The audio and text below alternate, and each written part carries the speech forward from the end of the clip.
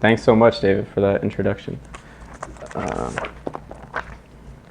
I'm going to read two sections from a novel that I'm almost done with. It's called Three Screens. The main character, Marlene Sampson, has recently been fired from her job as vice principal at a Connecticut high school. She's obsessed with chalk and rails against technology in her school, namely smart boards, and she did a few illegal things that led to her being fired. Now she's thinking about getting away from society and moving to a cabin in the woods. Rebecca, also in this scene, is her daughter. Marlene invited Rebecca out to lunch at Cracker Barrel and asked what she thought about this plan to live in a cabin in the woods for a few months. "It definitely sounds like something you'd do," Rebecca said, playing with the corner of a buttered roll. Marlene was consciously making eye contact with her daughter, not touching the wooden pin game in front of her.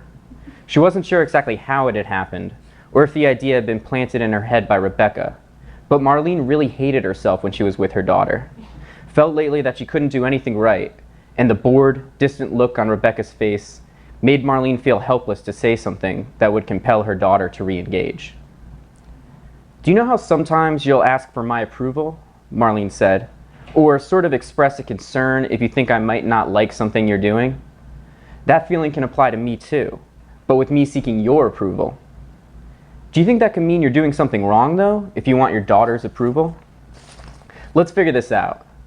Marlene looked up, smiling at the server as she approached the table and dropped off their food.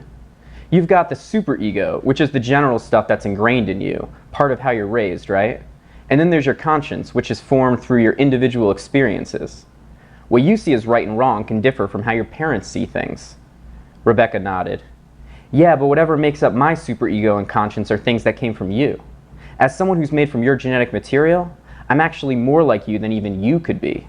Because you're made from your parents, and I'm just made from you. And Dad. So what's your advice, that I shouldn't live in the woods?" "I think you've done a lot of work toward building a life here with Dad, saving up for retirement.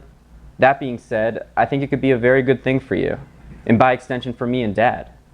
If it's going to make you happy and feel better equipped to deal with the world, I say go for it. There's another argument that you're not in the right headspace to make such a life-altering decision, even if it's just for a few months. Maybe if you took some time to think it over, look for other work in earnest, you'll be glad you didn't take the risk. I'm not sure which side of the debate comes from things you've taught me, the advice you might give yourself, and what's a result of my having lived and seen things, been young and part of a world in a way that doesn't appeal to you. On top of that, I'm not sure if these arguments are opposed, if they can't work in tandem somehow.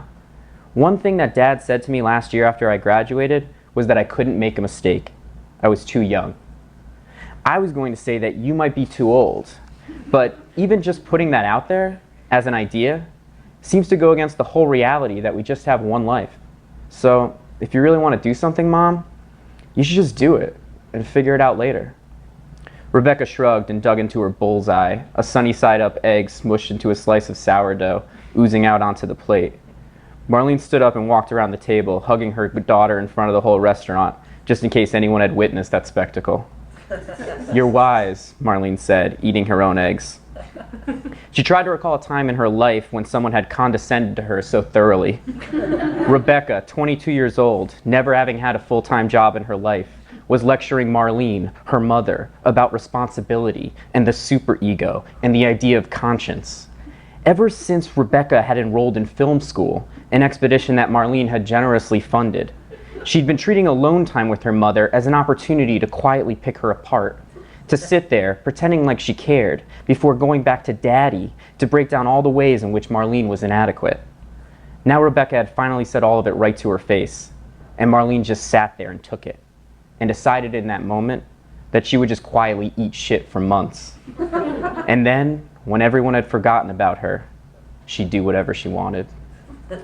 In this second scene, Marlene has been living in a cabin in the woods for a few months and gets an infection on her leg, so she comes back into town to see her regular doctor, who won't help her because she doesn't have insurance, so she tries something else.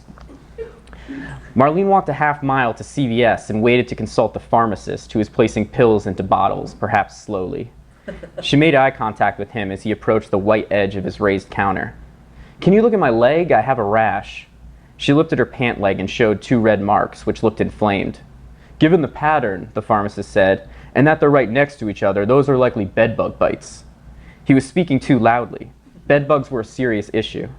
One of Marlene's students had them in 2003, and it had been strongly suggested that he stay home for 2 weeks and throw away his clothes. "Are you sure?" "I'm not sure," he said. "They could be pimples. Do they itch? Should I scratch them and see if they itch?" "If you scratch them, they'll start to feel itchy regardless. Right now, while you're not touching them, do they feel itchy?" "No." "Then they might be zits." "I feel like a zit, though. If I scratch it, it won't become itchy." "It will if it's irritated, like that looks." "And so would a bedbug bite, right? So it doesn't really matter if it itches." "On second thought," the pharmacist said, "I don't think it'll feel itchy when you scratch it if it's just a zit. Try that." Marlene scratched her leg and it felt itchy. She told the pharmacist, and he said they were likely bedbug bites, and Marlene should have her house checked for an infestation. He recommended triple antibiotic cream in case the bites became infected. Marlene arrived at the cabin a few hours later, sweating. She shined a light on the front door and sprayed it with 91% alcohol, which the pharmacist told her can kill bedbugs on contact, but can also harm your lungs if you breathe it in. She grabbed a match and lit up the lantern next to her bed, checking the sheets and blankets for any sign of bedbugs, which were each the size of a poppy seed. She stepped outside to avoid breathing in the alcohol. As annoying as it was to do these things, Marlene appreciated the visceral need to be proactive and take steps to address new problems in her life, rather than simply living on screens, calling outside help to handle anything physical. If she had a cell phone, she could touch a button and without talking to anyone, have an exterminator show up and remove all burden from her life. Dealing directly with conflict gave her a deep sense of satisfaction, even as she stepped further away from the cabin's open door, feeling her lungs weighed down, the act of breathing becoming a conscious effort to move air through her nose, avoiding the stale, slightly poisonous taste of alcohol on her tongue. This poisoning, she thought, while bad, was nothing compared to the fumes she breathed in every day while driving a car. Marlene had read a news story a few months back about a man in Brooklyn, New York, who was sitting in his parked car, warming it up on a February morning when a plow came by and threw a snow pile directly onto his vehicle, trapping him inside. The man couldn't open any of the doors and the exhaust pipe filled up with carbon monoxide. He was found dead in the driver's seat the next morning. A technology advocate may have argued that if the man had a cell phone, he could have called for help. To Marlene, this reasoning was backwards. A situation that had become ruined by technology, in this case a car, could not be saved by adding additional technology. Such an argument was similar, and Marlene didn't consider herself a political person, to the one being made by those who thought more guns in the world would prevent future shootings. Guns were also a technology. People sometimes confronted Marlene with all the advances in healthcare and other important areas that had been improved through computers and technology. The part people neglected to mention was that most of these new discoveries only benefited the wealthy.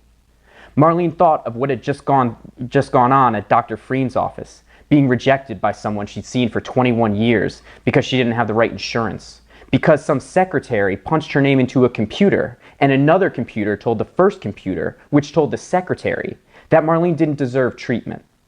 Plus, think of all the people who developed cancer after eating trashy US government-subsidized fast food made of aborted stem cell tissue and donkey tumors wrapped inside chicken skins.